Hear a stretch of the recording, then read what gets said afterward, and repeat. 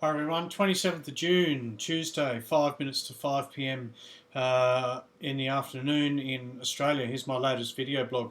No surprise, I'm just going to quickly discuss what's happened in the last 7 days. And we saw pretty much the largest and the biggest correction occur in the cryptocurrency market to date in regards to, I suppose, the entire proportion of cryptocurrency market cap that left the building last night.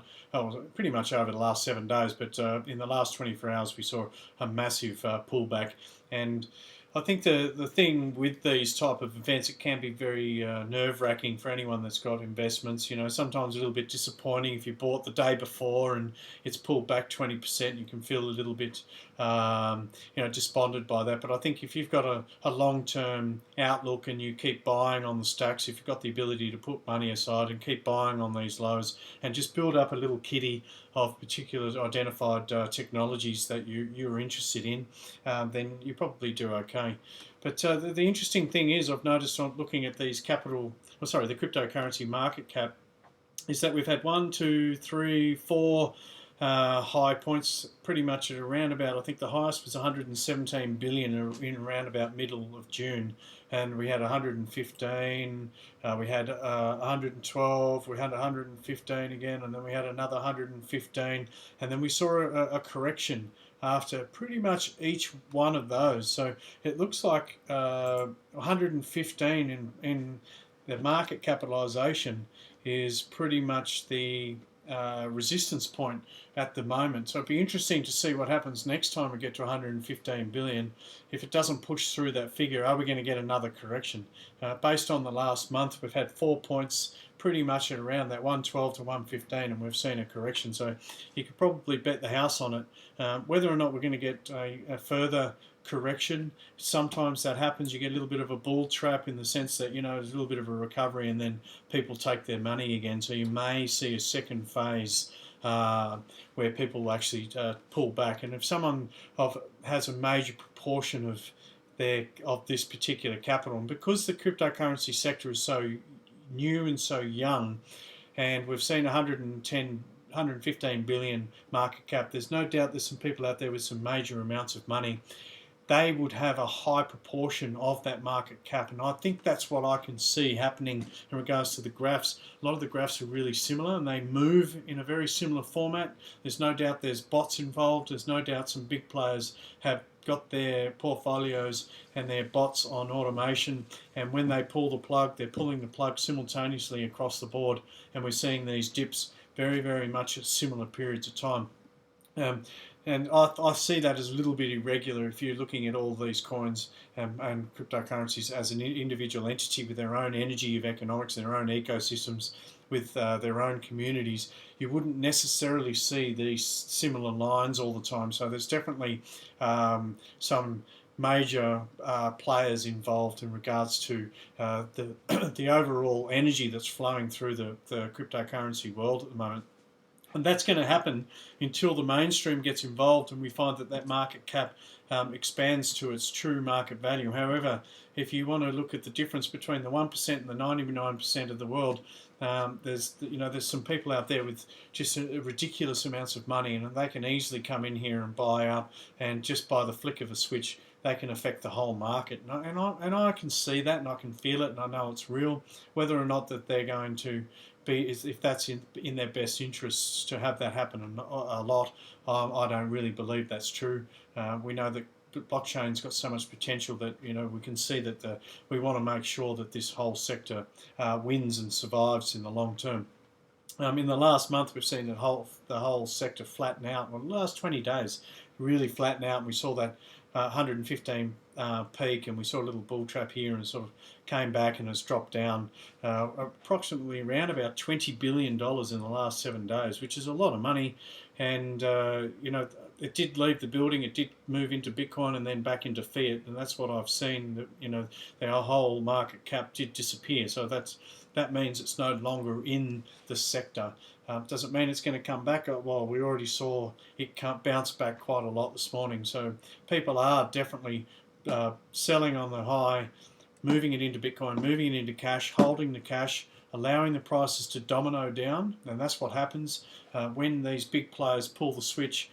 you find that they take it down to a certain level, which sets off a whole heap of stop losses, which creates a domino effect, and we see a whole heap of sell orders roll off through these exchanges, and the price just goes boom, boom, boom, boom, boom, boom over a series of hours, and the price really, really dumps. And if you happen to be awake and you happen to have a little bit of money, you can actually dive in and get some really good bargains. And I think the other one is that we saw a whole heap of people put in some pretty ridiculous buy orders at pretty decent prices, and overnight some of these lucky people picked up some coins at a really, really cheap price. What do I feel is going to happen in the next couple of months? I mean, who knows? We're all speculating, but this is a major correction. Now, last time we had this major correction, which was around about the 14th of June, I'm just guessing now, about 14th of June. So we've had two major corrections in the last 20 days or so. However, we saw a 20-day recovery, so I feel that may happen again. And what happens after that, I think there could be, hopefully it pushes through this 115 billion market cap, and we see the cryptos and the alts and Bitcoin push through to a new level, because we've sort of flattened out, and I don't want to see this graph invert too much more.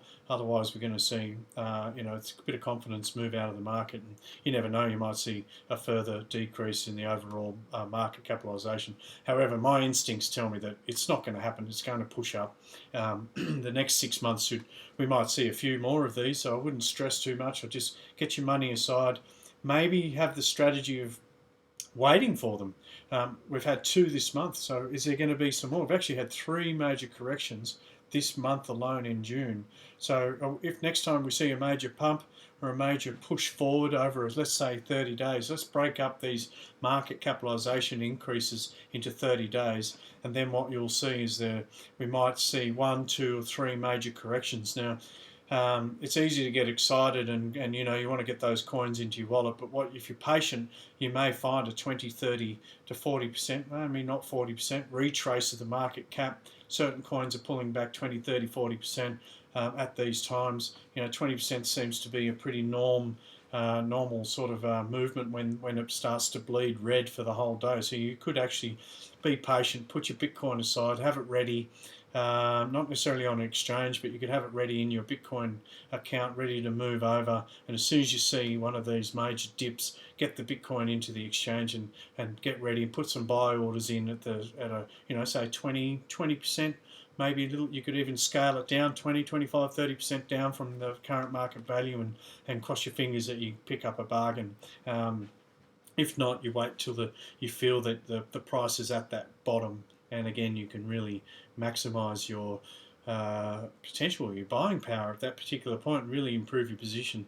I'm not a major investor. I don't do it as a living. I do it as I do it as a living, but it's more, I don't give out advice, and I'm not here to give anyone financial advice, and I make that pretty clear. I'm just sharing with you instincts, maybe some things that I would like to be able to do a little bit more often, and really capitalise on this amazing opportunity we have over this next 2-year period to really pretty much change our lives. I believe if you get into cryptos now and you choose the right ones, I think you're going to do really well in the next 2 years. After that, like I've said in previous videos, I think it's going to really level out, and there's going to be a lot more interest in the actual technology, and not just on the emotional hype of this entire new technology as a whole. So that's all I wanted to share with you today. There's a whole heap of cool things happening with a lot of the coins. I know Redcoin's coming out with a new Red ID. I mean, they're only 0.2 of an Australian cent. I mean, that I don't know if that's going to go. I think it's a minnow. It's worth looking into. I know Digibyte's got a whole heap of things released in July. Got new websites and all sorts of stuff. PIVX has just released a merchant device today. It looks like a whistle, a very small device, and it's going to have a debit card specific with PIVX, and I think that's a major win. There's a whole heap of different things happening with a lot of these coins when you go and actually do the research. And I'll keep sharing those with you. One of my favourites is Verge, just for the fact that they've got pretty much everything in place for full private currency online, and they've got all the wallets. And whether or not they go down the line of having merchant facilities like PIVX, I can't really see that happening yet. I don't think they've got the development team or the ability, but it would be nice. And if you're in early and you can put some of these coins aside, you might wake up in 2 years' time and you've done pretty well. So, but that's all I'm going to just share with you today. Thanks for watching. Keep your hat on. Don't look at Blockfolio every day, and don't stress when you see a market correction. Look at it as an opportunity. It's an opportunity to quickly go and buy some more. The only way you'll be able to buy more is if you save as much money and build up a little stake of Bitcoin as you can, especially in this next 2 years. I believe that that's a pretty good strategy. Keep buying your gold and silver. Keep living your life and having some fun on the side as well. Make sure you look after yourselves. But yeah, like I said, you've got a great opportunity in front of you. So thanks for watching, guys. Tune into my next video. Check out my steemit.com at Sebastian Jago profile page. I do a lot of other blogs on there, and I do a lot of write-ups as well on these particular videos. So you get a little snippet of some other info. So thanks for watching, guys. Cheers.